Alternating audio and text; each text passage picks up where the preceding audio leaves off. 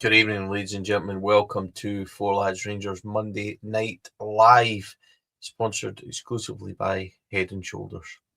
Just the way we like it. Kenny, good evening, mate. How are you? Very good, mate. Yeah, not too bad at all.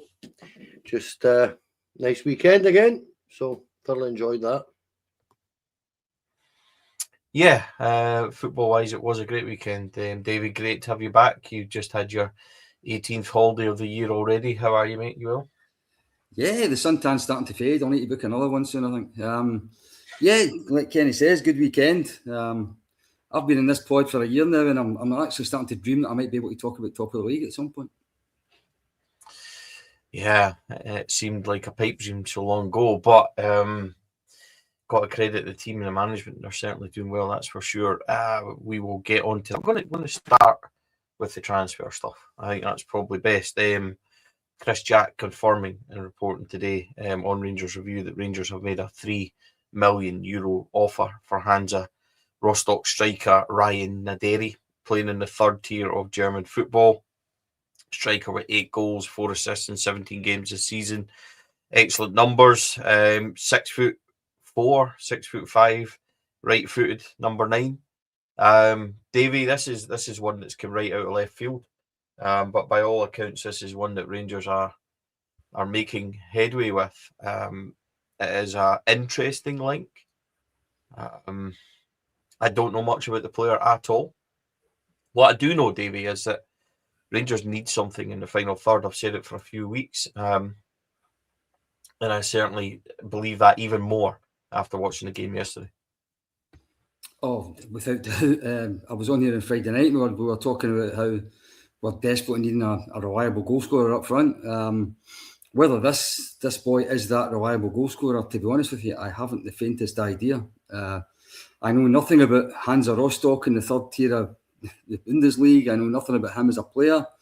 I suppose it reminds me a little bit of signing Igaman from nowhere in Moroccan football from nowhere. A low level of football, somebody that we thought was a bit of a project player, but to develop. The thing that gets me in this signing a little bit, and hope I'm proved wrong, is kind of the timing of it. Because if we're going to buy a third-tier German player and try and develop him, January in a transfer race, a title race seems a bit of a strange time to do it. Is he a player that we can throw straight into the first team and rely on to score goals in a run-in when it's important? I don't know. I hope he is, but it's not the type of centre forward I was maybe expecting in terms of experience. No, certainly not. Kenny, what do you make of the link to Ryan Naderi? As I said, for me, it's come right out of left field.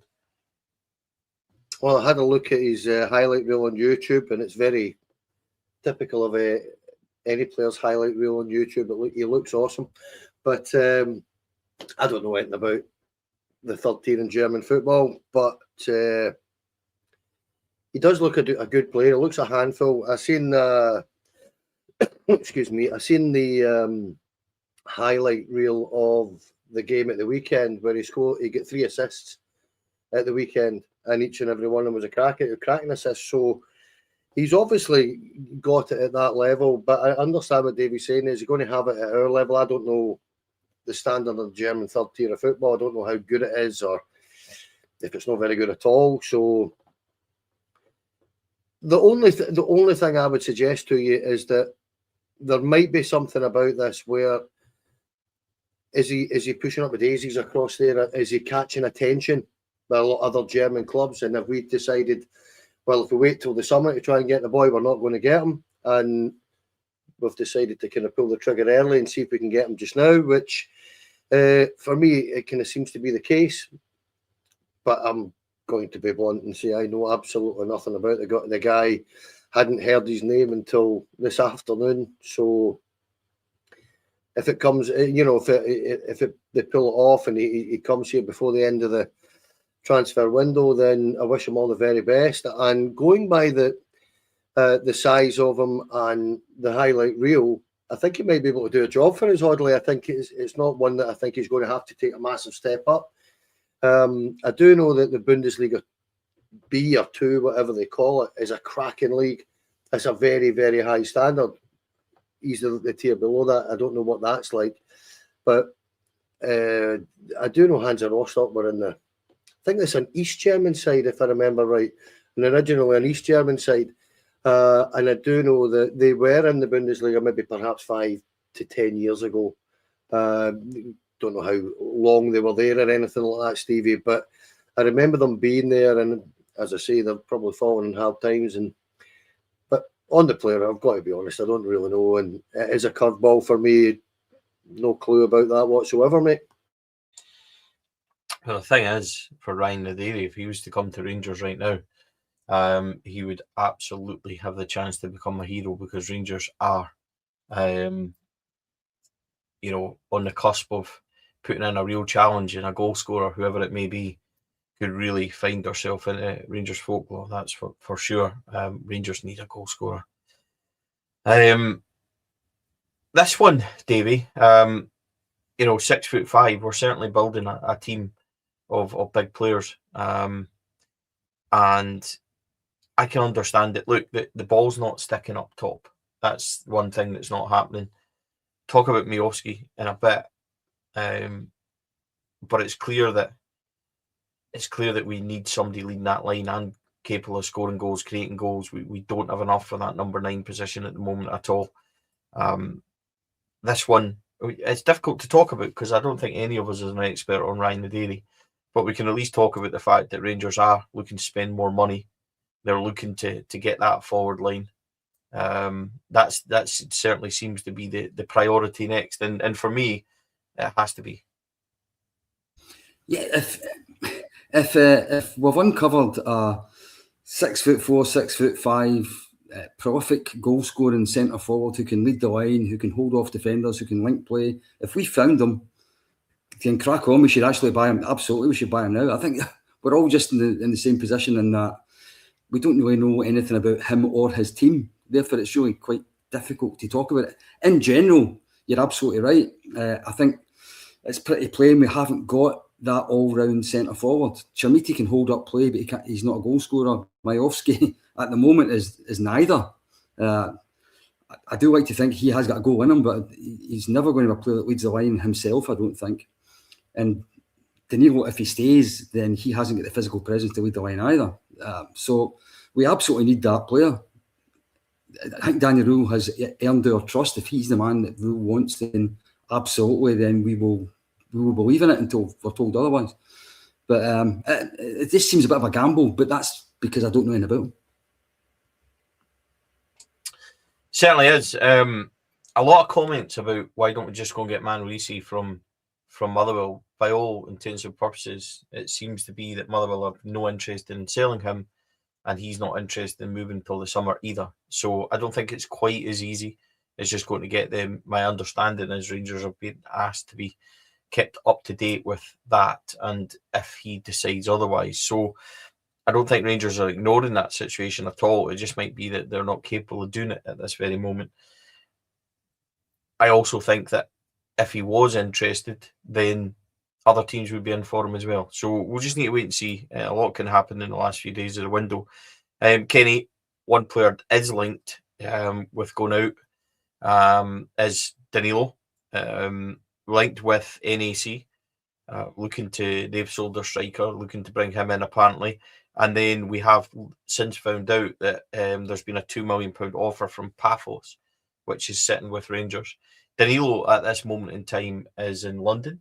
He his wife is due to give birth to their second child, so we wish them love and all the best for that. Danny is and will be involved in the squad for the Porto game, so we just need to wait and see what's going to happen with that. I will continue to say that I believe that Danny is the best finisher at the club. He proved that again yesterday, but there's no doubting that he hasn't played well enough in recent times, and I think physically he's dipped quite a fair bit, and even I've seen that. So this could be one that suits everybody. I think a fresh start for Danny at this point would be a really good move, and somewhere where a little less intense physically and pacey wise might suit him. Kenny, undoubtedly, as I said, a good finisher. I just don't think physically he's where he should be for this league at the moment. It's almost like you can see his body failing in front of him. So I can understand why that might suit Rangers, even if personally, Danny, somebody I really like, was to move on. I would be disappointed to see him go.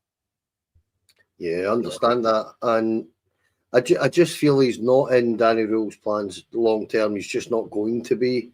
I've got a funny feeling Miovski might not be in his long term plans either when it comes to the summer. For Danilo, yeah, I'm sure Paphos playing the Cypriot League. Is that correct? I think it is. It's not Greek, it's the Cypriot League, isn't it? I think so. Now, that would be an easier, physically wise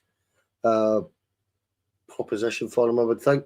But I feel for Danilo because, ever since he got here, he started okay, got that cheek fracture really early. Then he did his cushion and he's really struggled. And it's always the same with guys that he's not the most bulky of lads either. He's quite a slight and slight guy as it is. So I find it very difficult to see a future for him at Rangers, Stevie. I've got to say that because he's never really been able, under several managers, to hold down a place. He's not been able to do that.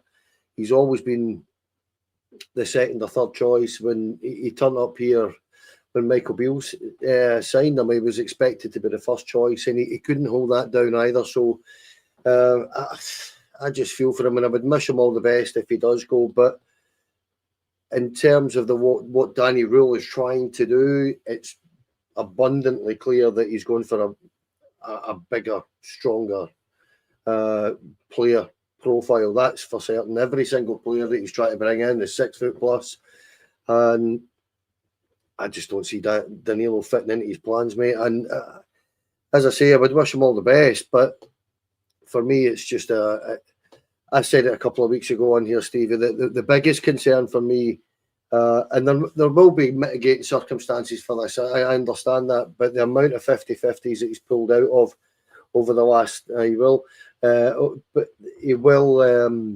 pulled out of 50-50s a number of times so far this season. He's not gone near dangerous tackles at all, and I think that the writing's on the wall for you when you do that in Scotland, because you need to go in for them, because it's going to be there for 90 minutes. So that's my kind of take on it. I would expect him to go this window, I have to say. I think with the news that the German lad might be coming in, I think it makes no sense to carry 4 strikers, really, does it? So I think Danilo might well be on his way. I had to take that comment down there, Natalie. I'm sorry, but poor Kenny was peeking over it just to try and finish what he was saying. So I do apologise. Davie, I think it's clear, certainly for me, that I'm concerned about what we have up top. As much as I like Chermiti, I've said for a long time, even before his goals at Parkhead and stuff, he doesn't make the runs that I want him to make as a striker. He's never really where I want him to be. Miovski has been so far off it. It's unbelievable how poor he's been. Leading the line yesterday, his press is miles away.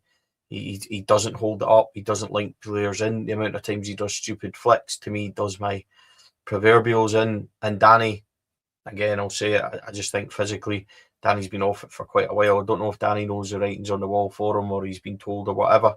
But again, excellent finish yesterday aside. We definitely need something.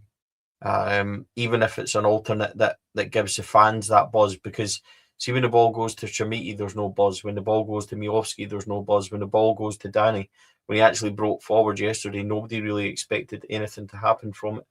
So I think that's where we need to be in a position that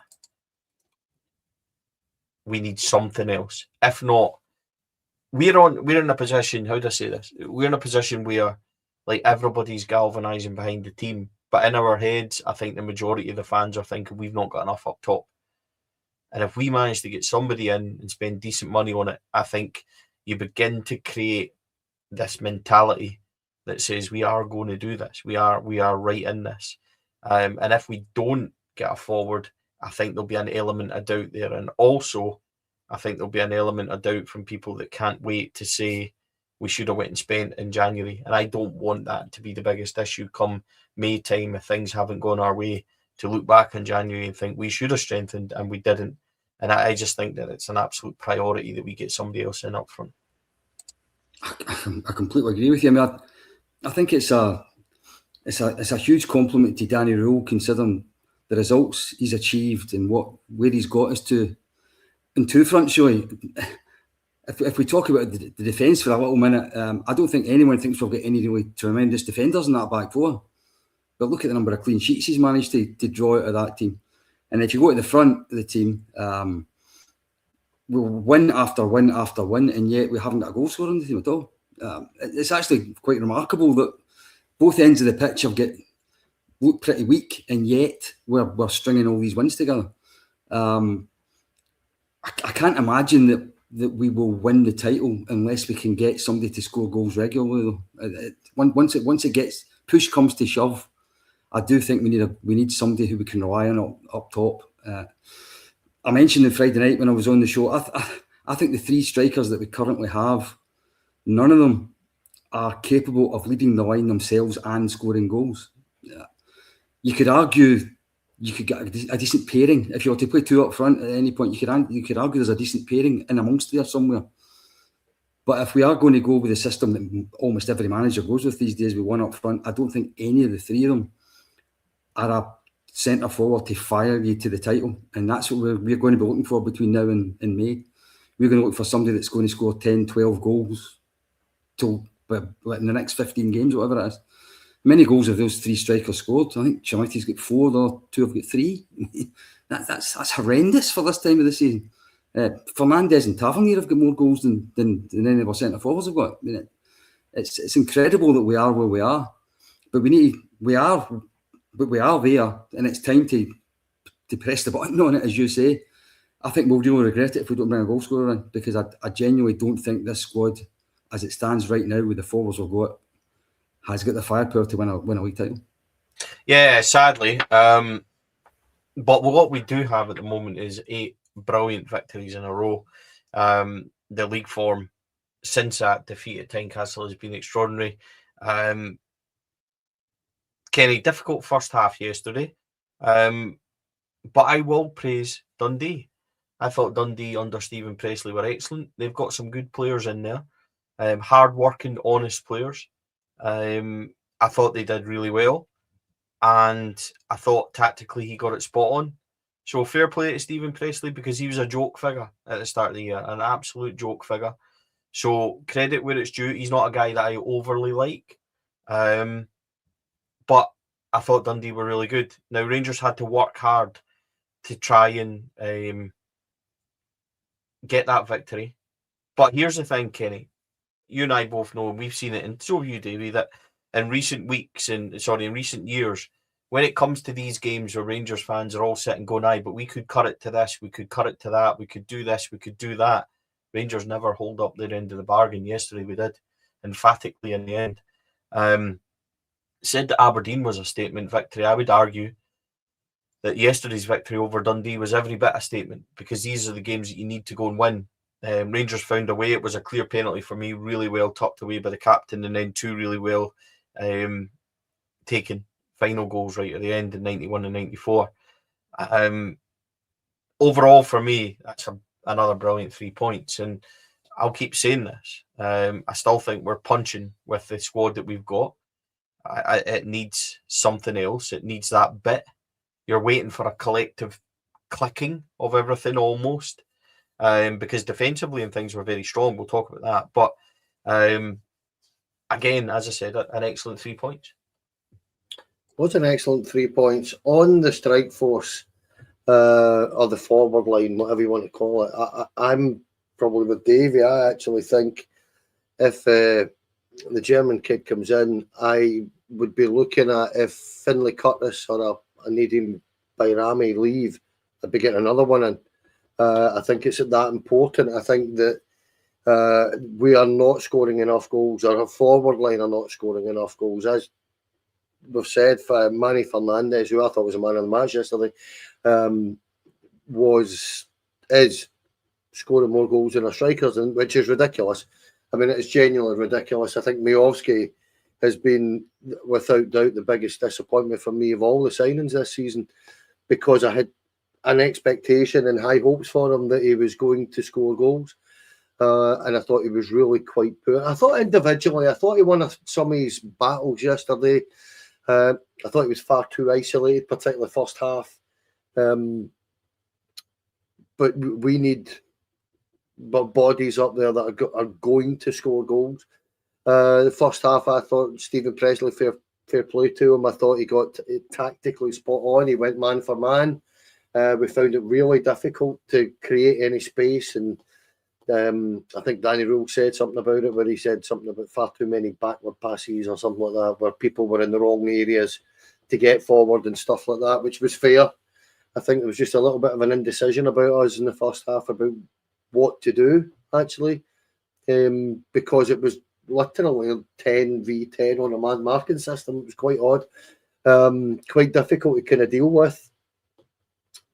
Goal came at a good time for us. There's no doubt in that. The penalty came at a cracking time. Tav took it really well. I thought it eased the place a little bit.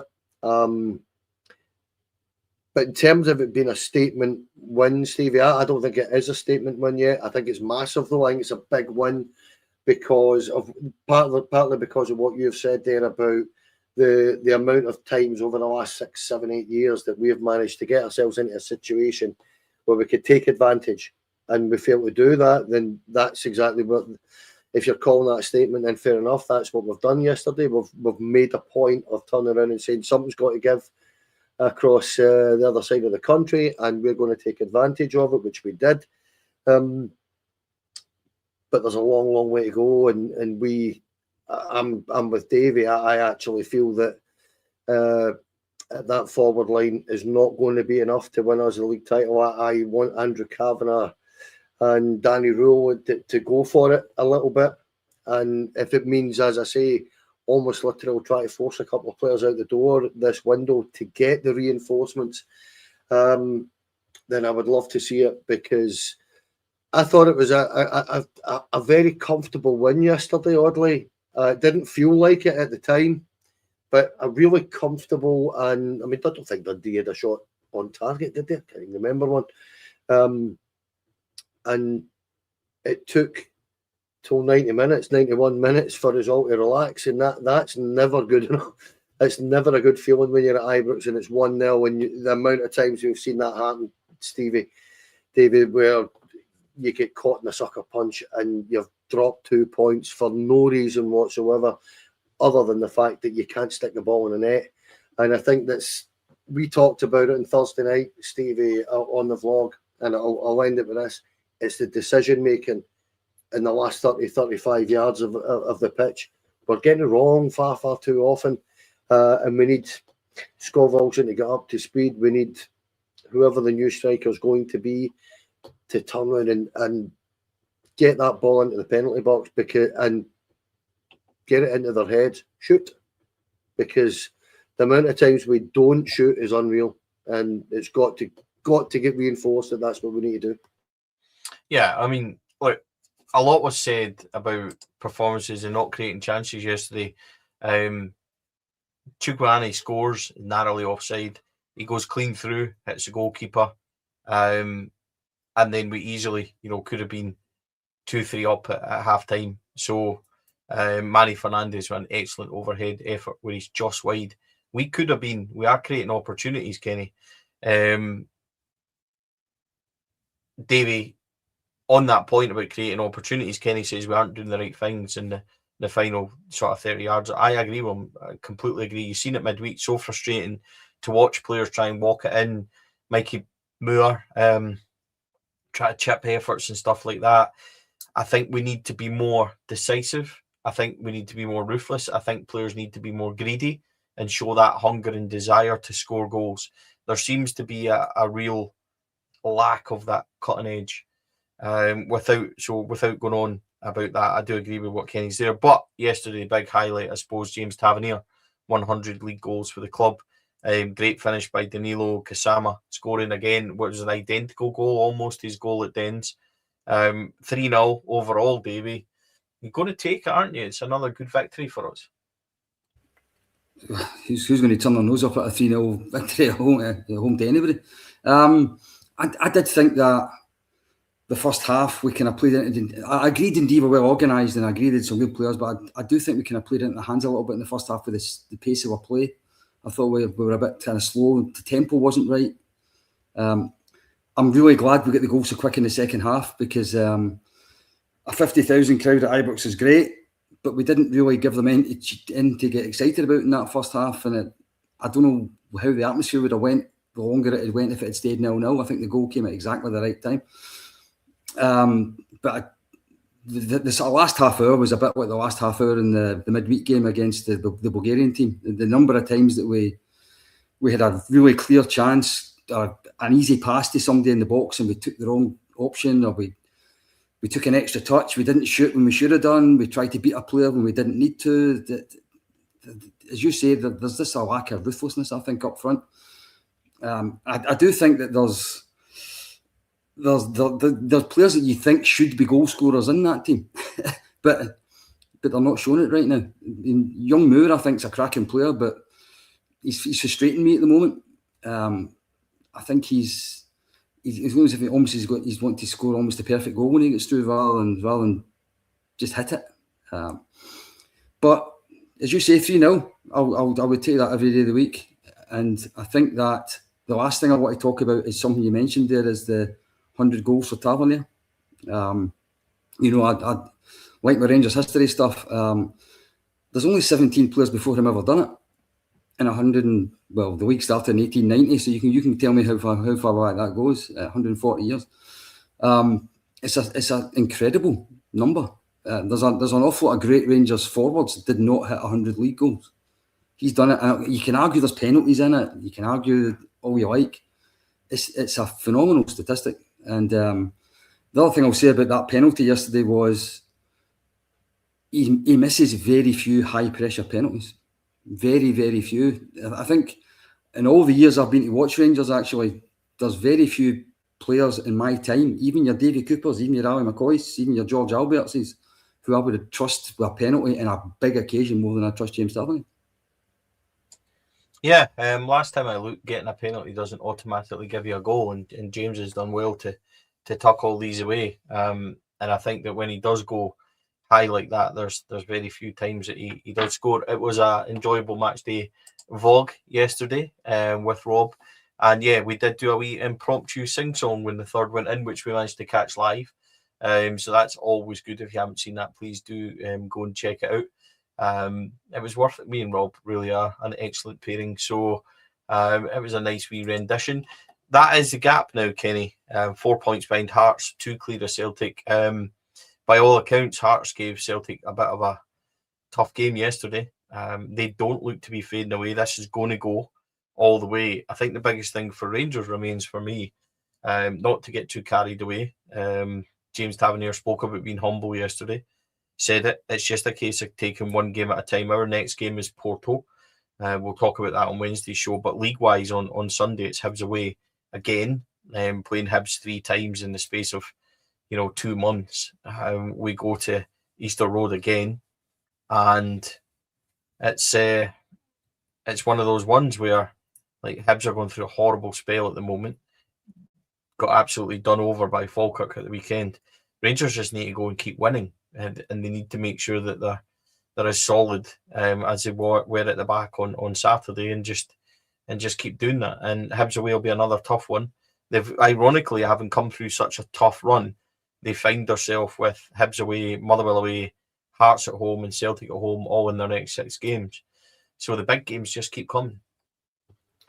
That's the nature of a title race, mate, and the bizarreness of this season. The amount of guys I've talked to over the last couple of weeks, whether it be Rangers fans, Celtic fans, St Mirren fans, Kilmarnock fans, the amount of them that have turned around and said, never seen a season like this. The last season or seasons I can remember anything like this, but way back in the 80s, and Davey will remember them, where you were never quite sure what was going to happen from year to year because all the teams were so much of a muchness. And it's a little bit like that at this minute in time when you consider Hearts are sitting fourth. They're only 5 points behind Celtic, 7 points behind us. Now, that's phenomenal. Bearing in mind, I think they drew, what was it, their first 6 games or something like that. They had a very similar run right at the start of the season to what we did. So the Hibs away is always a tough fixture, right? But for me, go about your job properly, do the business, get the job done, get the 3 points. The tougher one for me is going to be the Motherwell one. I can see that being a very, very tough game. But every game's going to be tough now. That is the situation that we find ourselves in. That you're looking at St Mirren, I believe, are sitting in 10th. They're a good side, Stevie. We can't even suggest that St Mirren are not a good side. They're riddled with injuries at this moment in time. But from 10 right up, there's not a huge gap between any of the teams at the moment. And every single game on an individual basis is going to be a tough game. And it's your quality that you're throughout your squad that you hope is going to shine through eventually. That's what we're hoping for.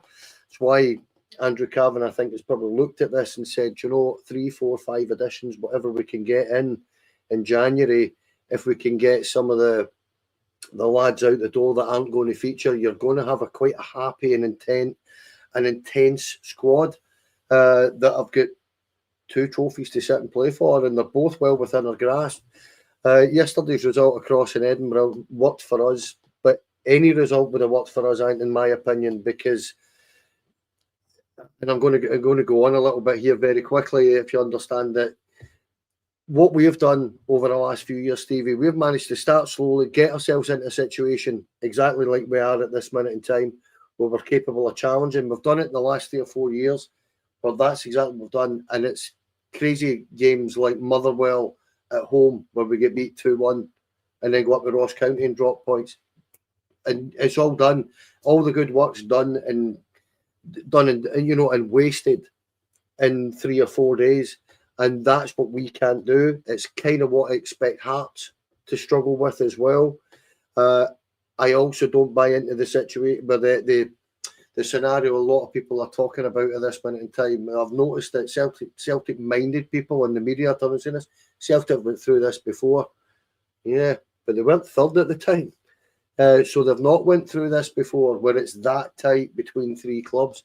And I think all 3 clubs are going to drop more points, mate. And it's how few points you drop that's going to be important against the other teams, and then the games against Hearts and Celtic for us, and the games that they have, or the one game they have left, are going to be the key games. The issue for me is not dropping points away to Hibs or something like that, which is going to be, as you say, these next 4 games in the league. I think if we can come out with 12 points, and I'm going to be big and brave about this.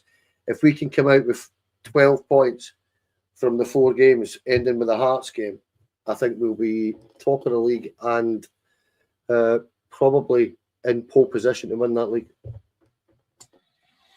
Davey, one thing I do want to talk about for Rangers is the performances of Manuel Fernandes. I think Manny's been excellent, and he's came from a place where we all looked at him and thought, this guy's very raw. He's actually come in and is defensively been excellent. His positioning, his blocking, his tackling. He's comfortable on the ball. He's a bit slack at times in the old passing. Absolutely right. At times he needs to speed it up a wee bit, but he doesn't get beaten in there very rarely. He's good in the box and attacking wise. Always a threat. He's always getting chances. And I just think when we look at players that have grown, I think Emmanuel Fernandes has been excellent. I also think Jaden McHoma at left back, who I would have had him out the team. He was rested for a couple of games around that time. Max Aarons came in. I think it was away to Easter Road as well that I think Max Aarons came in and played. Jaden McHoma has been so steady. He's been a 6, 7 out of 10 every single week. Reliable, strong, defensively getting a lot better. He's going to turn out to be a cracking player. And those 2 yesterday, I gave Fernandes my man of the match. I thought he was excellent. And those two, I think, amongst others, you know as well as I do that when you win a championship, you need players that are 6 and 7 steady eddies in your team every single week. And we need that. And these guys, for me, have been recently. I also thought Nico Raskin was very good. On the ball, he's a bit slack at times, but I think Nico's went from 4 or 5 out of 10 to being a steady 6, 7 again, which we need. Was he outstanding or anything? No, but he was involved in the first, involved. He assisted the third as well. And I think Nico's really starting to get up towards the levels of 7, 8 where we need him to be. So for me, I thought they were the 3 that I really liked. Oh, don't know where Kenny's went. Well, hopefully he'll be back in a minute. Hopefully I've not pressed anything. Was it me? I'll start with Big Fernandez. I think most of the press he was getting was round about how dangerous he is in the opposition box, isn't it? And how much of a goal threat he is, and the goals for corners and free kicks and stuff like that. But his defending has come on leaps and bounds in the sort of 2 months that he's been in the team. I do think still he's got a tendency sometimes to wander out of defence and up the park a bit when there's no need for him to do it, and he leaves spaces behind him sometimes. And he is sometimes overconfident with the ball at his feet. But considering where we got him from and his age and the experience level he's got, I think he's night and day compared to what he was just 2 months ago. And think about how much more development he's got. I think he could be a really good Rangers player. And he could end up our top scorer unless we buy a centre forward, as I've said already. McHomer, I like McHomer. I know we had this conversation maybe 6-8 weeks ago about how desperate we needed another left back, and we did, because you can't go through a season with one left back. But I think he's been really, really impressive in the last month or so. For such a small guy, he's difficult to knock off the ball. He wins tackles. He's quite strong. He gets forward, but he wins tackles against wingers. He shuffles wingers into the corner and stops them getting the ball into the box quite a lot. I've been quite impressed with him, and I don't think he's even 20-year-old yet. So I think he's certainly got a big future ahead of him. I don't think it'll be at Rangers, but wherever he goes next, I think he has got a decent future ahead of him. And I think, as I said earlier on, considering the defence with those two in it, most fans regard it as relatively weak. Their goals against record is incredible. And if you look at the team yesterday, look at who wasn't in it. So there was Souttar still to come back, Sterling still to come back, Barron still to come back, Jamiti still to come back. And the new Belgian left-back, Romans, hasn't played yet. So there's 5 players that weren't there yesterday who would all make the squad even stronger. So, yeah, I think the squad's taking shape. Some of the younger players are stepping up. I don't think there's any doubt that Danny Rul's getting the most out of what he's got. And if we give him better tools, who knows what he can produce then? Yeah. If you missed it at the top of the show, we talked about Rangers have been confirmed as to have made a €3 million offer to Hansa Rostock for Ryan Naderi. He scored 8 goals and 4 assists in 17 games this season, 6'5", right foot, number 9.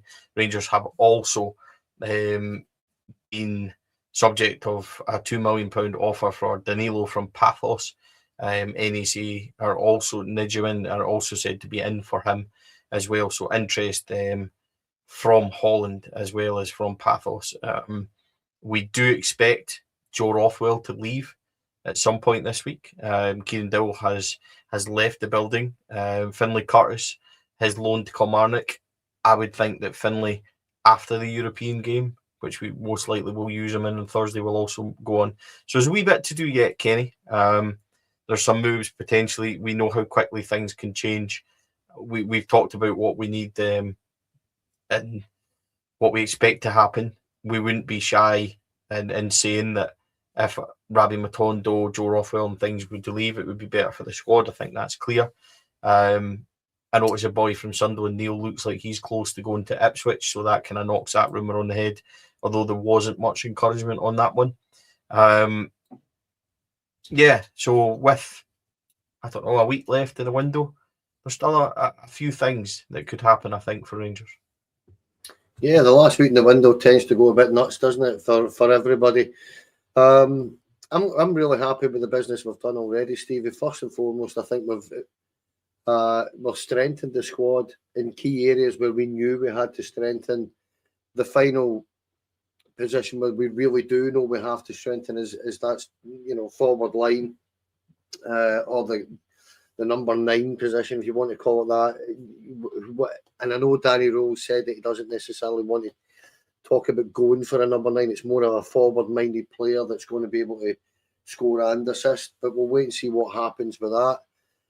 On the departures, I think I expect to see quite a few go over the next week. I think the window shuts next Monday night, doesn't it? So we've got a week left, and I would expect to see quite a few changes. And then for me, then what happens is that you look at it and say, if you can get Rothwell out, if you can get for talking sake about Rami, Finlay, Curtis goes on loan, whether it's to Kilmarnock or elsewhere. It wouldn't surprise me if there's another 1 or 2 that are going to have a conversation with Danny Rule this week and kind of told, well, you're not going to feature the second half of the season, go and try and get game time elsewhere, whether that's on loan or in a permanent deal, who knows. But that's the kind of stick on for me. I think when I look at what we have done, and I look at what Hearts have done, and I look at what Celtic have done, I'm really quite happy with our business. I think we've improved our squad. I'm not 100% convinced either of the other 2 are in a particularly better position than they were at the start of January at this moment in time. So depending on what we can do over the next week, I'll be really quite satisfied and really quite impressed with Andrew Kavanagh and the board and the way they've went about their business this January, Stevie, because Danny Rule said it maybe a couple of weeks ago, didn't he, that he wasn't too concerned about players going. It was more about bringing the players in. And I found that a really interesting comment, because the natural kind of status of a business is that you want 1 in, 1 out, 1 in, 1 out, and just to maintain it. And they've turned and said, no, we'll handle this, which I really like, because it shows ambition. It shows that they really want to back the manager and kind of, no, I wouldn't say amend their mistakes so much, but actually rectify the situation that we found ourselves in under Russell Martin, where we have perhaps signed too many from one particular area. But that's what I mean. For me, more than anything else, that's what I'm looking at. Players will go, Stevie, because naturally they're not going to get game time. I've mentioned, this is the 3rd time I've mentioned Bayrami, but I've got a funny feeling Bayrami's not going to play, and I think they're in the playoffs for the World Cup, and he might well get a game for Albania anywhere, getting the squad, but he'll want game time leading up to the World Cup if they happen to get there, Stevie. So it wouldn't surprise me if somebody like that was perhaps knocking on Danny Rule's door and saying, look, if I'm not going to play, I need to get out here. So we'll wait and see what happens. But it's been a cracking weekend. And a tremendous window for us, I've got to say, so far. I'm delighted with it. I don't know about you guys, but I am genuinely really quite happy with what we've done so far. Yeah, I'll be even happier if we get that striker.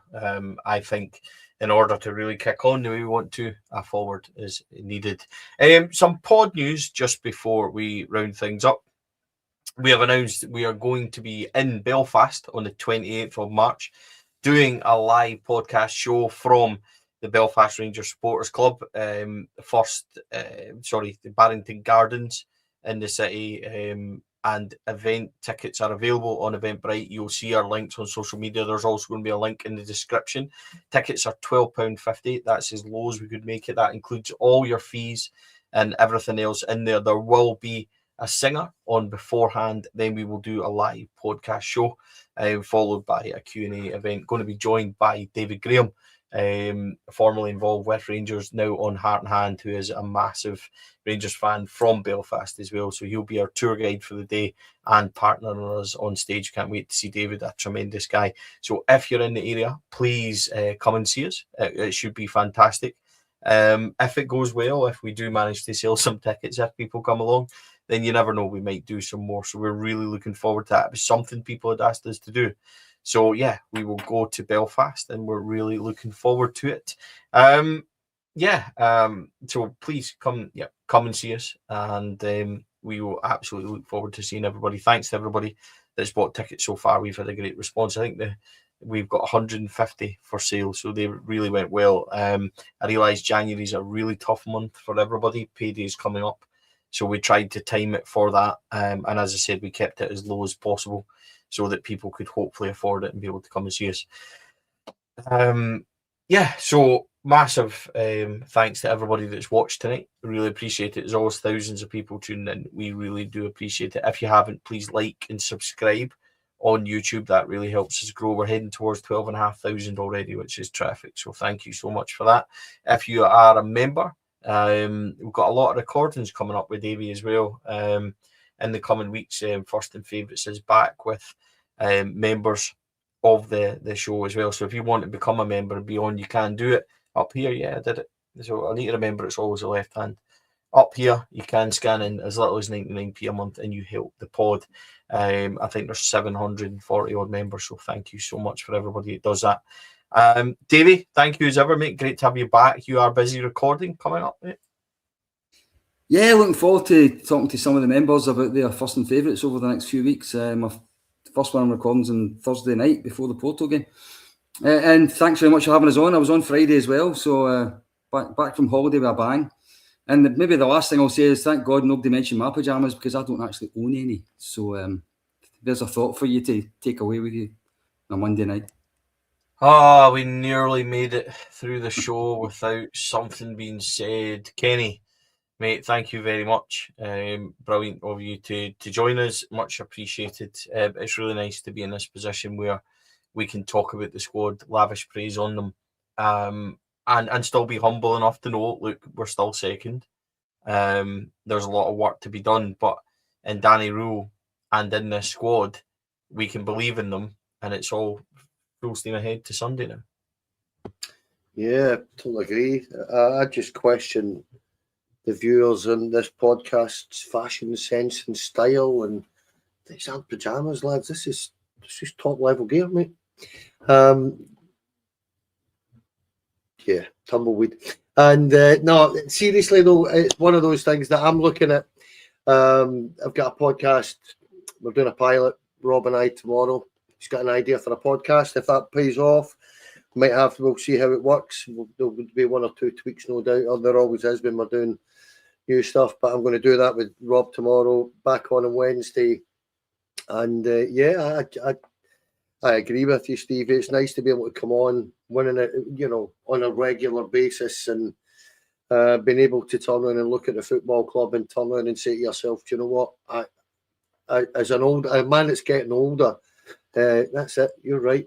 As a man that's getting older, it's just one of these things that I just look at and think, this has been a long, long time coming, where you can look at Rangers and actually sit there and you got a wee satisfied smile on your face, don't you? It's great.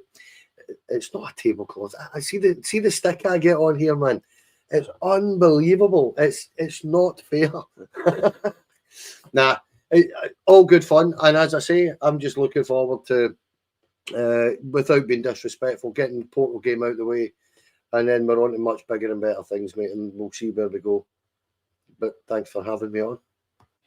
Always, my friend. Huge thank you to our sponsors, Rhino Express, Clydeview Fire Protection and Joinery, Athlone Industrial Solutions, CSD Air Conditioning, our very own Candid, and our Sunday sponsor. Big thanks to John and team over there at Local Dart Shop Online. We are back this Sunday as well. Scott, Cheryl, and all the team are back on Sunday evening. What have we got coming up this midweek? We are live on Wednesday at 7:30. Myself, Chris, and Kenny, and then the usual Friday night show hosted by Andrew. And you'll get the Sunday show on Sunday after the Hibs game. I am not in. I'm actually away this weekend. I'm off to Naples to see Billy and see Napoli versus Fiorentina on Saturday night, which I'm really looking forward to.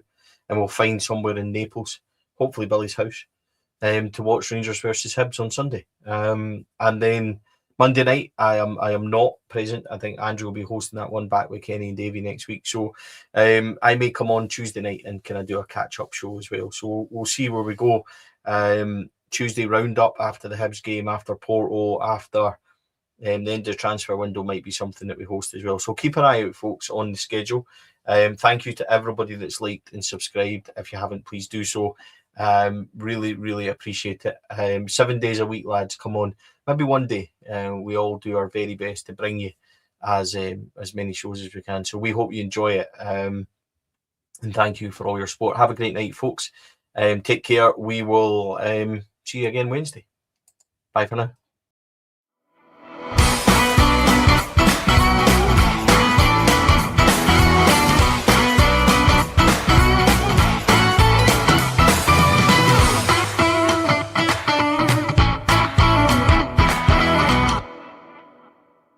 The Four Lads podcast is sponsored by Rhino Express, Clydeview Joinery, Athol Industrial Solutions Limited, and CSD Air Conditioning, in partnership with Black Rooster and Art of Gold. Thank you for listening to or watching the podcast. We hope you enjoyed the show.